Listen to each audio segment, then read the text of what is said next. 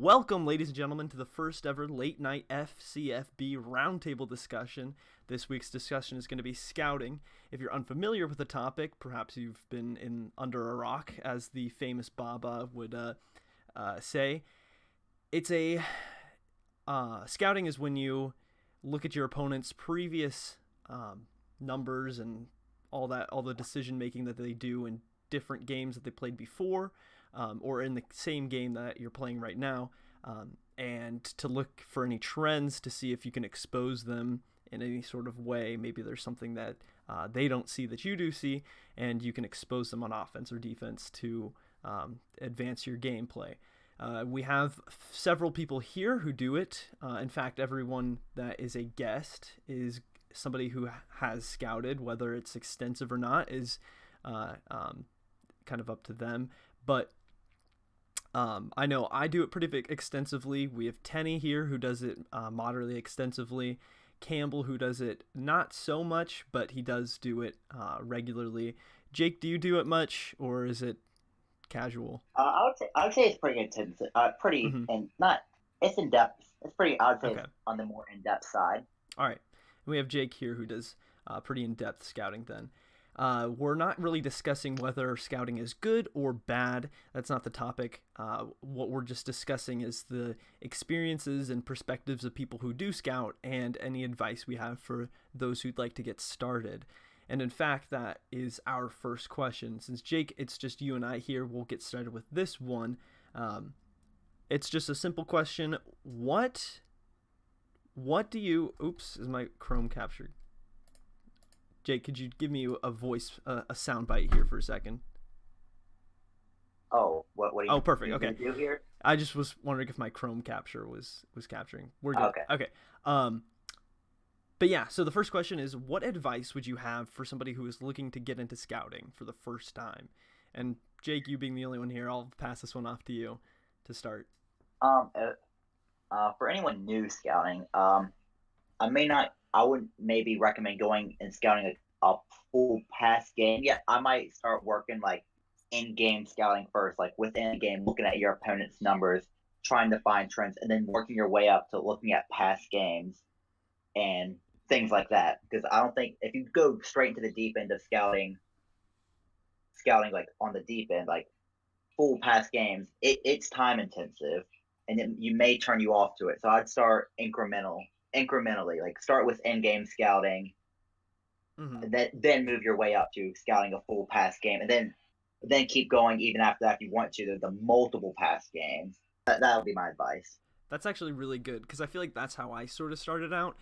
It wasn't like, oh, okay, I need to look at everybody's stuff. It was just like, okay, let's look at the past couple numbers, see if there's anything to expose. Because most people, I feel like, just do that. They don't really work off their whole game. They just kind of say, oh, what did my opponent just play for the last couple things? Okay, it feels like they're going to trend this way or something like that. And so when you are scouting, and if you do scout a whole game, that's usually what you're looking for, is those micro trends. But you need to get experience with two of those little trends in a game, and you have to figure out how that works first before you go and scout an entire game and stuff. Because yeah, like I agree, it's going to be a bit daunting, and then also you're probably not going to be looking for the right stuff out of the gate, and it might just be bad scouting. And I think honestly, bad scouting is probably worse than no scouting at all. I personally find that if I have the wrong trend, it's way worse than if I was just trying to come up with random numbers or whatever. I think it's tough to do scouting right, but when you do it, excuse me, when you do it, and like Jake is saying, incrementally, I think that's really important. Uh, I yeah. One thing you did talk about, like bad scouting, like if you scout wrong, which I have done before, it can get you killed. And like if even the way, even not just bad scouting, if you use your scouting wrong, that can come to bite you back too. Because especially if you're playing another team who does scout, some teams, not me, but from what I've heard, some teams like to scout themselves to try to find their own trends, and they'll try to bait you. It's how back in season one, I know I'm getting onto the stories part here, but against That's good. Missouri. Um, Against Missouri, I was 100% sure they were going one direction because their last games, their kickoffs were real similar. And that ended up, I went too heavy into the scouting, went too confidently, and they took the opening kickoff back on me. So I was Mm. down 7-0 in a playoff game, and I never came back from that. So you do have to be careful not to get overly confident in your scouting sometimes. Yeah. And in fact, Campbell just showed up, and that's perfect because you were talking about people that will scout themselves. I know that's something that you worked on, Campbell. Could you talk to us a little bit about that? Just how it, like, scouting on yourself has helped you or increased your perspective? Yeah, not a problem. I think the thing that I noticed this, or okay, I'll say start over. The game where I noticed this the most was against our good friend Tenny, and I realized that I was keeping track of where I thought he was going next, but that if I kind of stood back for a minute and thought about if I was playing myself, where would I expect myself to go next? And then if I changed my number or played based on that, you know, scouting of myself. I don't know how else to put that. Then it actually ended up coming up with a couple defensive stops there at the end of the game that were pretty crucial. So in terms of it's not really rocket science, but in terms of kind of turning it around and looking at your in-game like patterns and realizing, oh wait, I just went 900 to 500 to 900, Yeah. last possession. So maybe I should change that up. Yeah, I think that's tough. And in fact, I know Drew was talking to me. He was like, I never scout myself. I always scout the opponent. And it made me think maybe I should just do that when I play him next. But I'm thinking it's kind of a trend these days, and I think that might be why he's 0-3. But I won't tell him because it's fun to see Montana lose. Uh, we'll move on to our next question here. So this one I'll throw to Jake. It's just what's the most frustrating thing about scouting or being a scouter, whether it's trivial or otherwise? Two things. One is just the sheer amount of time it takes sometimes. Like for this week against Duke, his games his games tend because he's a very offensive team, very hurry up. So that's a lot of plays in a game, which makes it even longer process to scout. That's one thing, just the time it takes. It takes hours or hour singular and plural, depending on the week and who I'm playing. Another thing is when you're scouting and you're really stuck between two, like you're really confident between a 1 and 2 numbers, and they don't even have to be 750 apart. Just two numbers like 300 apart, and you pick the wrong number, and the other what they put was like the other number you're gonna pick. Mm-hmm. That can be frustrating, and you kick yourself over that sometimes. Yeah, yeah. I see Tenny is in chat. Yeah, I'd say Oh, go for it. I was just gonna say one of the frustrating things is maybe being less technically minded and not knowing how to use GitHub or you know you having to do it a different way than you see all these pro scouters online on Discord doing it, and that can be a kind of a deterrent I think when people are trying to scout their opponent and like Jake mentioned just the sheer amount of numbers or trying to figure out if they were on offense or defense or if whether or not they were on offense or defense mattered. It's a lot to kind of tackle if you're just starting out. Mm-hmm. Oh yeah, I will mention that I still do it. Like I type out all the numbers. I don't like use like I'm not like BFB using a scouting bot or like I don't know what other people use, like using the play sheet. I just go through the game, through I go number by number. I think it's better just go individually through the numbers. And sometimes you can pick up on trends better that way because you're looking at them longer, you're looking at the numbers longer, and you notice subtle things with teams sometimes. So I think that's a positive of the way I do it. Just the by hand, slow, just Mm-hmm. takes more time, but I think you get more out of it. I think I can agree with that to some level. I do the GitHub stuff, so I can just hit a refresh button and get the scouting right away. But I do see the upside to being able to put it in yourself, and then you know what they put. It's not just like, oh, you can click a button and boom, numbers appear and it's like, oh, do this. Because sometimes I find myself losing myself in those numbers. I'll be like, okay, they never play here, I always play here, blah blah, let's avoid this. And I don't get the sort of the game stream, because it isn't played in a vacuum. It's not one after another every interval. It gets played over the course of days, over the course of hours sometimes, and that has a big thing to do with it as well. Tenny, are you down to talk? I see you're still muted. I don't know if I should throw this question to you or not. Yeah, I'm here. Oh, perfect. Okay. Well, I just want to know, third question here, what inspired you to scout? Because everyone else was doing it. Well, we peer pressured you. I mean, it seemed like a good thing. I mean, I honestly started doing it from my first game in, just because I had heard people talk about scouting. And I did it just like Jake was saying, just, one number at a time, putting it into a sheet and keeping track of them. Mm-hmm. And I've since evolved mine to be, using the GitHub and automatically updating and with more data. But mm-hmm. I think it's I like of all the stuff I have and all the data, I really just kind of look at the most recent numbers and just kind of catch a feel. Like I feel like there is a cop a feel. Gotcha. A sense of like over scouting. Like you get too much into the scouting and then you don't go with your gut and you're like, oh, scouting says I should do this, and it's not the right thing. I'm more of like just kind of like recent trends and just like seeing what they're doing. Mm-hmm. But you haven't gone back, so your scouting has been better for you than not scouting. It's worth your time. Yeah. Okay. What do you guys think? I wouldn't not scout, even if I don't scout as much for certain games. I'll still at least do in-game scouting. Like I might not. I honestly don't do like pre-game scouting. I know some people do that, but I don't do that at all. I just track in-game. Mm-hmm.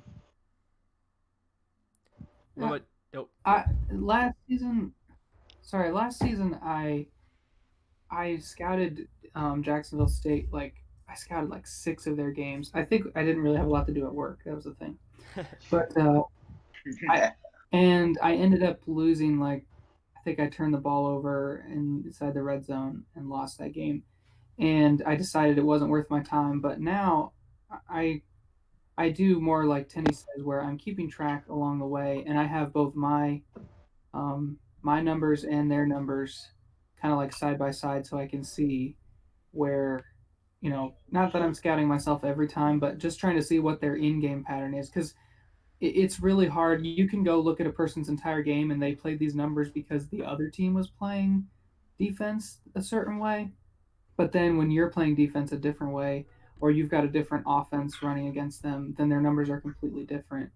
And I've only had 2 or 3 instances, I think we're going to get to this, but where the scouting has been like just exactly dead on, Mm-hmm. That's so satisfying. Like historical scouting. I think special teams is the one where historical scouting can really help, because some people just default to like 750 or 1 or something like that on every single pat or whatever. Yeah, people get really lazy on PATs and kicks. Mm-hmm. I've noticed. Like you can expose for some 2 points sometimes. Mm-hmm. The people who do 750 and 1 aren't offensive PATs. That's true. I'll be here all day talking about why that's the dumbest thing you can do as a coach. So I won't go on. I'll just leave it at that. All right, we can move on to the next question unless you guys have something else. Yeah. Mm-hmm. So where do you guys think you would be, both your team, like record-wise and all that good stuff, and your activity in the community, if you never started scouting, didn't scout at all? And we'll start with Jake, since he's the oldest. I mean, technically probably the youngest, but the oldest. Okay. In terms of where I'd be as a team, I don't think I'd have beaten Georgia, like NC State last year. I don't think I'd beaten a lot of teams, the good teams that I beat over my time here, because I really started going into that in-depth type scouting middle of last year when I was like 3-5, like three, like around 3-5, like middle of last year when I was struggling. I was like, I had to change something up. So that was right before the NC State game, and now Georgia Tech, who's one of the best coaches in the league without a doubt. I wouldn't have beaten him. Played teams like West Virginia's a team, like I beat them 50-15 with scouting. I would not have done that because their trends weren't exactly obvious if you hadn't scouted them. But once you scout, they just had a certain pattern that they would always go to. It's like it's like an order of numbers that they would do in a row. You could get them a lot like that. It's how I forced like 4 fumble sixes on them. Their offense is real predictable. So I think I'd be a lot. Yeah, I went 7-6 last year. But I think I'd be a lot more middle of the road, not being able to beat those top tier teams. So I think scouting's helped me a lot. But I still think I'd be really active in the community because I'm still committee chairman. Those two things are separated. But I don't think scouting affects my activity in the community at all, really.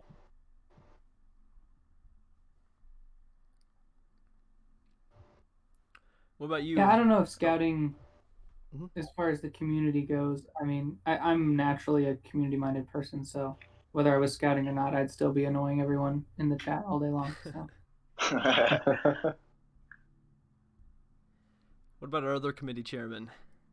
Probably something similar, but I mean, I definitely think scouting has helped me, become not great, but as good as I am, and win some games. But like the other two said, like it wouldn't affect how active I am. I mean, I don't know. Maybe if I had just started off sucking, it was like 0-5 in my first season, I wouldn't have been as active and just peaced out. But I feel like I would still be as active as I am, and I like that honestly more than like playing my own games. It's just like the community and like talking with everyone and like Jake being the committee chairman and helping the playoffs happen, just like a more like overall role in the community. And that's its own time-consuming task right there. Yeah. Once that comes around, it's like, oh wait, I have a game to play this week. I totally agree. Yeah. I had to agree. I mean, at some point, I was kind of like, oh, new season, if I suck, this might be great, because then I don't have to worry about, like, oh, am I going to be in the playoffs? Do I have to, look at my schedule all the time and, like, fantasize about stuff? And then I could just, focus on whatever. But I do like seeing scouting have beneficial things come into fruition. But yeah, I also think I'm a community-centric person, so I think I would have been active regardless. But it is nice to win. Doesn't feel so helps. Good to lose, yeah. All right, let's move on here. So my next question is, how do you approach scouting each week? Do you have a go-to sheet? Does it vary, and why? And we'll start with Camel. Yeah, I have a sheet, and it's literally just the numbers for the game with a graph that helps me. It's not the graph everybody would tell me to use, but it's the one that helps me. And I think that's what I come back to with scouting is if it helps you, like if the pie charts help you, if the percentages help you, if the God sheet that was going around week 0 helps you, like do that. But if it's a simple matter of just whether or not the number's green or red or whatever it is, do what helps you kind of figure out your next move. But I just have one sheet and all my games are down at the bottom in text. I just keep track. And I have another sheet where I do like prelim scouting, but it's usually only like a game ahead or a game behind. And I only open it maybe once or twice a game to see like, did they do this last week? But it's not like I'm like leaning on that and I have to have, my Google Drive open on my phone when I'm in the car kind of thing. Oh, you're not some Drew like person that just can't go a drive without driving. Drew is definitely checking people out at Quick Trip while playing numbers. He's at numbers for a number 21, 1500. I could imagine. I think um anybody that buys anything between $15 and a penny is getting their number put in the game. Is there anything that's 1212 at Quick Trip? I feel like he sends us Oh, Snapchats all the no. time. There's gotta be something that adds up to it, but I don't know. I don't know what their taxes are like there. It's absurd here in Washington for sales, but anyways, What about you guys? Kenny or Danny, do you guys have like go-tos or? I'll I just, mean, oh yeah, yeah, like I use the same sheet every week, and like Cam was saying, I just use, like in-game scouting. I hardly ever do like pre-game because like people tend to play differently because I feel like I just assume everyone else is scouting, so they're scouting me, so they're gonna try and play differently than they played against whoever they played last week. So I don't see like previous week's scouting helping as much. Like it might help with like trends on like big plays, like do they like to go in certain ranges, but I just use my weekly scouting, in game, to just keep track of what's going on. But it's the same every week. I have something similar where I have one sheet. I don't have any.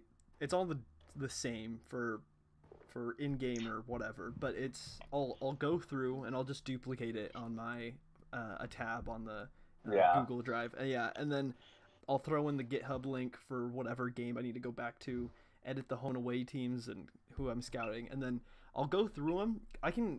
What I'll usually do is I'll have their last game up during my game, and then after about 20 or so plays, it's my game is significantly is statistically significant enough that I don't have to worry about the previous games. I just go off pure the first game, unless there's, like you said, some big trend that I picked up. But yeah, I just pretty much have a go-to sheet, and I'll just tack on stuff to it. And actually what I decided is, since I just keep updating my sheet, but I wanted to keep an archive of all the other stuff, I created another sheet, and I moved all my tabs over there after I'm done with them, so that I have an archive of all the ways I've developed. And I'll look back to my like UC Davis game, which was the first one after MBSU, and wowie, you just look at it and you're like, how did I do that? How did I put in all that information every single play? And it's just a nightmare, but it's fun to look back on. What about you, Jake? So for each game, I do a separate. It's the same sheet, but they're on separate sheets. If that makes, like, it's a copy of the same sheet. Yeah. I just have for each team a new sheet for each team. So I keep track, like, when I look back, because I do pre-games kind of unlike Tenny here. So I'll look at maybe that's why I lost. So I'll look back at the last game they played. One thing that I do is if I've played them before, I'll look back at that game. I'll scout that game because I think that's important information to get, because the way they played against you, I think, is valuable information. Mm-hmm. Like when I played like Duke this week, I looked at our previous matchup, even though it was season 1, just to get that information. Now I thought Duke's, like, because they've changed a lot since, and they've become a lot more potent, like, offensive scoring. So I thought their numbers would be a whole lot different. But I started to see similar trends in both the game they played just last week and the game against me over a year ago. So for then I also have sake, like, you mean Duke not like Boise? Yes, Duke University. Scarmore. Okay. Scarmore. Yeah. Okay. Yes. Proceed. Okay. The other thing I keep track of in each game sheet is like, I'll do like individual games. Like I'll graph like the numbers that they call, like histogram, like what you can do in sheets. Mm-hmm. I'll do that for each individual game, and then I'll do a combined one. Then one more thing is I get all the numbers and I sort them so I can see just early in the game, for the most part, I can see like if they've called a specific number before. That makes it a lot easier to figure out if they've called a specific number than just tracking through the entire game, especially on mobile. That's what that's for, mobile. If you're on desktop doing this control F it, but mobile it's a lot easier. Like, oh, they called this number, so let's see what they called after it. And I keep track of like what type of play call it was, like offense, defense, stuff like that. Gotcha. Yeah, I used to do histogram stuff. I had to stop because it just got too clogged. Although I play options, so there's usually not too many bullet points. But when I look at somebody who's like spread versus spread in a previous game, and there's like 120 data points, and it's like just the most clogged thing, it kind of gets hard. But I think Campbell, don't you do that? Hmm. Oh yeah. Mm-hmm. Okay. We can move on. Oh, you got something? Sorry, my push to talk wasn't working. I do have histograms side by side of myself and the other team, and it does take a minute to load the sheet, but it's worth it. Mm-hmm. Like I said, it works for me. I've been told that it shouldn't work for me, so if it doesn't work for you, I'll do it. Well, that brings up an excellent point, because I feel like I'm always like, in my own head. I guess I don't say this, but like you gotta do this, and you have to do this type of scouting and this type of scouting. This isn't going to be worth looking into. But then I think about it, and I'm like, everybody's so different, like astronomically different, that when you have your own scouting that works for you, just usually you don't want to mess with that too much, because sure, maybe for somebody else that seems stupid and silly, but you can't really criticize people too much if it's winning them games. So generally, Yeah, I've been pretty like tough on people. Like if I'll see their scouting, I'll mentally be like, that's like, you gotta do this and you gotta do this more. But I get your point. and I mean, some people, and I've seen some scouting sheets where they scout the team whether they're on defense or whether they're on offense. Whereas I just kind of look at what numbers what train are you on, because to me the numbers that I'm playing don't end up getting separated in my head, and so if someone else thinks that way, then I'm thinking the same way. Whereas other people might separate defensive numbers from offensive numbers, and they try to scout that way, and they think the team's going to play differently when they're in one mode or the other. Mm-hmm. Yeah, I generally I'll have both. I'll have split and then I'll have together, but most of my tools are actually together. I'll plug them up so that they're offense and defense. We can move on to the last question here that I have before we start taking callers. And this one's just if you guys have any good scouting stories. And in fact, I have one off the top of my head that is pertinent. And this one isn't really how I generally scout, but it was a big game. I was 0-1. I was playing Penn in week 2 this season, and I was like, okay, got to get off to a good start.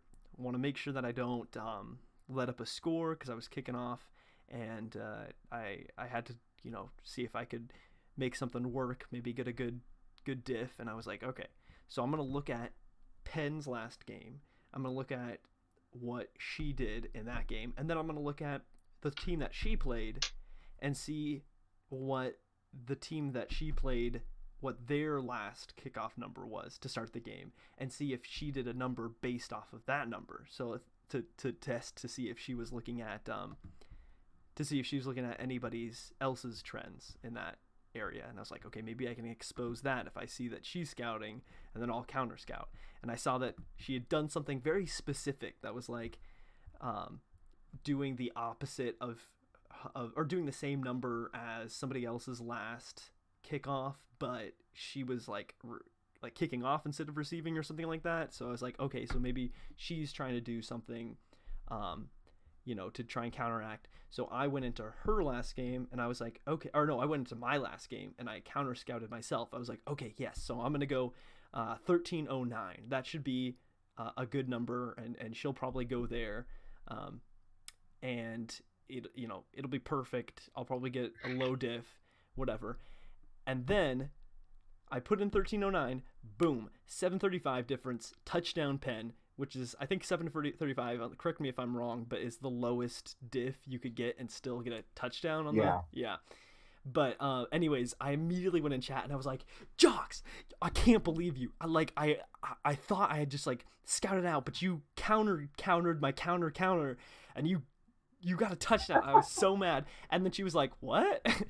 And I was like, yeah, I did all these steps, and you put in 544 to counter my 1309. She was like, oh, I just kind of like just put in some numbers randomly. And I was so mad because like if she would have been like, oh yeah, I countered your counter or whatever, then I would have been like, oh, okay, but like that's good, good for you. Like I can respect that. But it was just like, it was so frustrating to have just randomly gotten scored on the opening drive. But I think that was one of 2 touchdowns in the entire game that I gave up. So good job on the defense. Special teams just had to get some retools. You guys got anything good? I kind of went already into detail with the Missouri story earlier. So Yeah. I don't have any. That's probably my best / worst one. It's kind of close to your end of like scouting backfiring. Mm-hmm. And it was on a kickoff too, so it's pretty. Mm-hmm. So yeah, I think that's my best story. So I'll leave it at that. All right.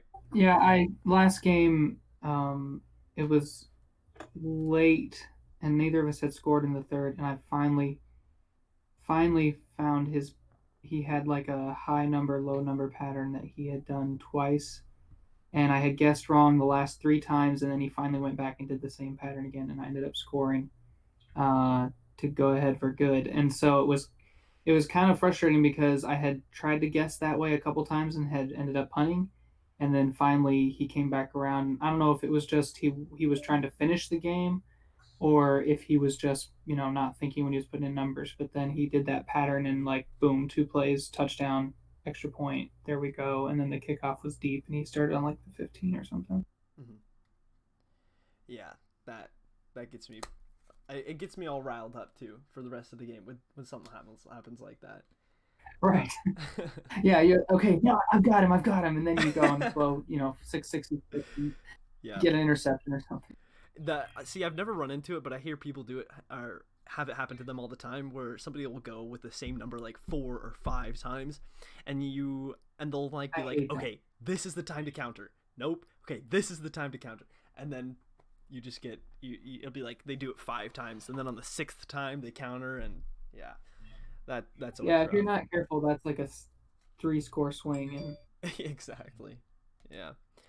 So I never do it, but I don't have the guts to.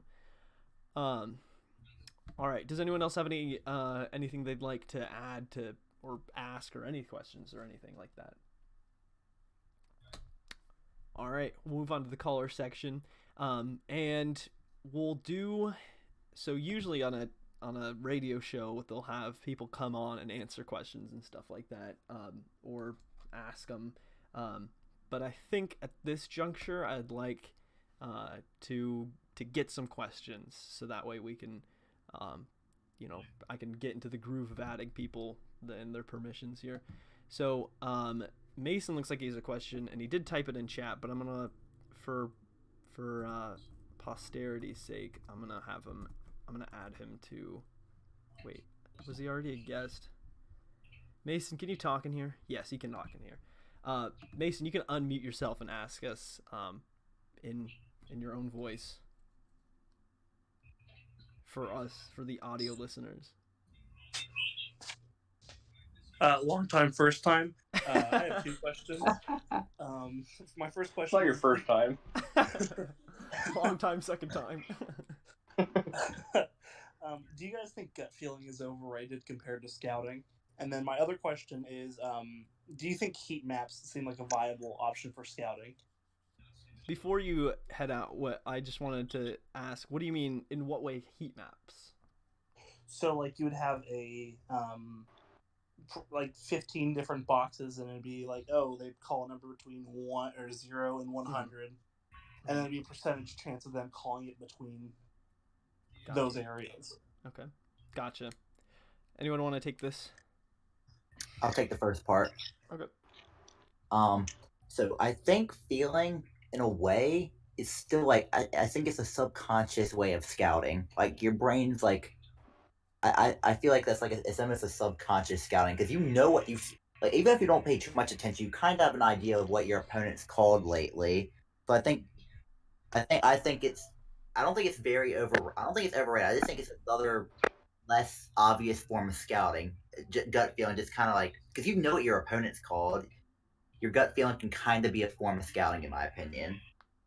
Yeah, I think scouting usually is a machination of, did I use that right or whatever, of your gut feeling, because you feel one, you're like, okay, I feel like they've done this number a lot, so I think they're gonna go away from it.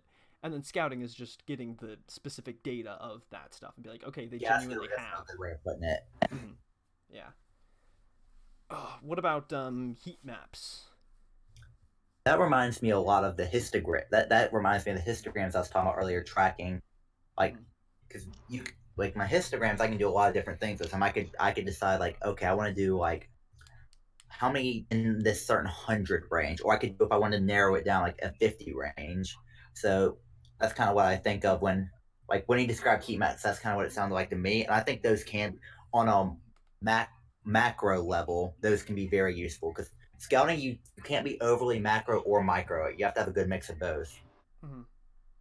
Yeah, I have one too in my scouting tools, and um, well, what I'll do is I have a separate one that I can just put in like the last X amount of plays, and then that way I can kind of gauge it, so that way I get something statistically significant enough to be useful, but not too much that it's like stuff that they did like 3 days ago is being factored into it. And then what I also do is I have uh, I have a way, or I'll have a separate column that is just like, three. I don't know if deviations is the right way, but like instead of having, how many times did they go from 600 to 700? It'll be, or 600 to 699. It'll be like, how many times did they go from like 300 to 11,099 and or 1199, and then I Whoa. have those for every single one, so that way I can kind of get a broad picture if I need to play it safer or whatever.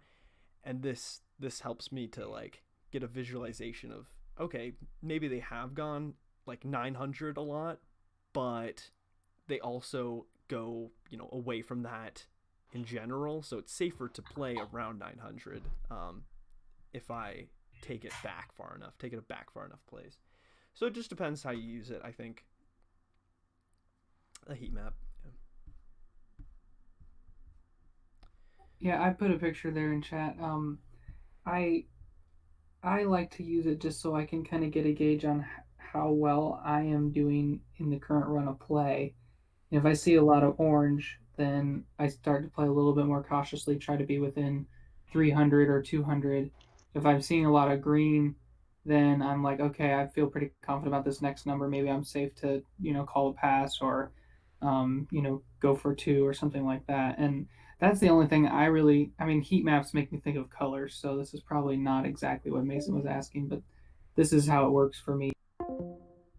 Um, and I think the first five or six are offense, and then the next two are defense. And um, my numbers on the right, his numbers on the left. So it's pretty simple, but it kind of gives me an idea of like, is my gut telling me the right thing right now? Should I go with it, or should I go back and kind of wait a minute, and pick a different number? Mm-hmm. Yeah, I'm a fan. I think they're good. And I know, Mason, you're kind of looking into starting scouting, so I think you'll start to see what works and what doesn't. And of course, just like anybody who hasn't played a game at all, until you get some real game experience with what your scouting sheet helps you with, you won't really fully understand what you need and all that stuff. I mean, you can have a general idea, but it helps to have a whole game of experience. Um, does anyone have a question they'd like to ask if a caller wants to come in? I don't even know if we have any callers that would jump in here. Maybe aside from Mason, we should have our ASUN boys. All right, well, I don't think that we have anything else left on. I don't think we have anything else left to discuss. So we'll be closing this up. Thank you so much, guys, for showing up and participating. It's been a blast. This has been a great experience and a good pilot episode of this late night FCFB roundtable. Thank you for tuning in. Come in next week for hopefully the late night show with the full cast, but we'll wait to see on that. If not, we'll have another episode of this with a different topic, different. I guess I'll probably be the same host, but different cast, and it'll be a blast. Thank you so much for tuning in, and have a good night.